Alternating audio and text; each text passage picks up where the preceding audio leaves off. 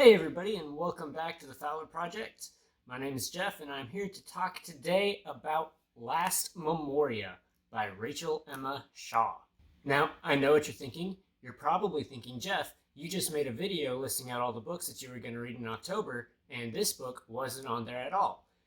Yes, I did do that. And the problem is, right after I uploaded that video, I discovered this book and immediately pushed the entire list back just so that I could fit this in, and I'm glad that I did. And so our story starts off following Cyrilla and Ricin, and they are both what are known as Memoria, or they're actually part Memoria. Memoria are a race of people that have these special magical abilities to absorb memories through touch. If they touch somebody, they can absorb their memories and it becomes stored on their skin in the form of black marks. Now, when I say absorb, I really do mean it is absorbed, meaning that the other person doesn't have this memory in them anymore. It is just a blank space. As you can imagine, most people in this kingdom are not very happy with the idea that their memories can just be taken from them. So memorias are looked down upon and feared a lot throughout the kingdom. Now, these guys are on the run because they've actually been kept almost as kind of memory assassins by the king, and they've been raised to be sent out and to absorb the memories from anybody that is treasonous or wishing ill will against the king. Cyrilla, in particular, really doesn't like doing this act, and she feels that it really truly is an invasion of privacy, and she kind of hates that she's being used to go out on these missions and steal people's memories.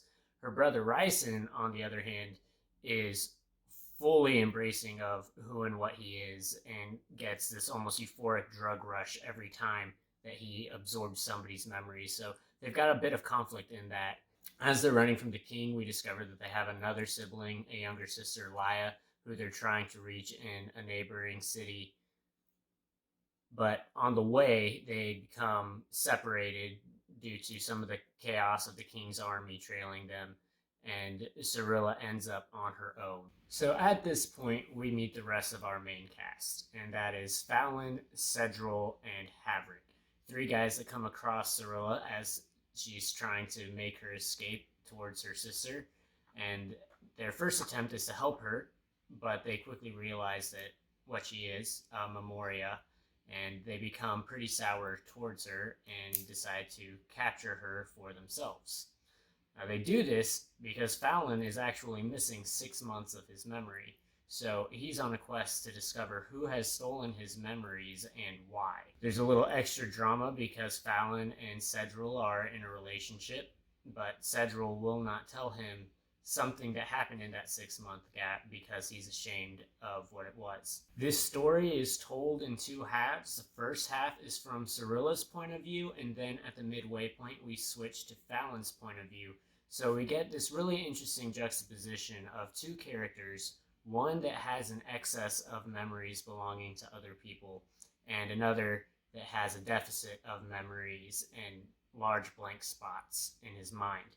So we get to really see how that affects each character and their decision-making process when they are living the lives of other people or still just trying to figure out who exactly they are and what their history is. This point of view switch allows for a lot of really cool storytelling moments as well and gives the reader some different perspectives on what exactly is going on. But one of the bigger complaints that I had personally, I felt I kind of struggled at the switch point because I felt like the two characters' voices weren't different enough for me. The first few chapters of this point of view change, I kept kind of forgetting that we were now inside of Fallon's head and not Cyrilla's head, and I kept kind of having to remind myself about that for a good chunk of the second part. I think that's one small thing that could be improved in the writing, but overall, the prose and the rest of the dialogue was absolutely beautifully written. I had a great time reading it. There's some really interesting memory-based world building in this story. For instance, a lot of the action comes from the characters trying to avoid what's called the Black Vine, which is this sentient plant that is kind of roaming the kingdom and attacking people. And when it touches people, it drains them of all of their memories completely and leaves them as basically just a husk that is barely sentient and kind of crazed until they just slowly starve to death. This was book 1 in the Memoria duology. Second book isn't out yet, but I will definitely be keeping tabs on it and picking it up when it comes out. It's also worth noting that the author has 2 short stories that are prequels to this book up on her website. I haven't read them yet, but I definitely will be giving them a look. It looks like they're going to kind of flesh out a lot of the world building behind the Memoria culture. I also want to let you know that this is the first finalist for this year's self-published fantasy blog-off.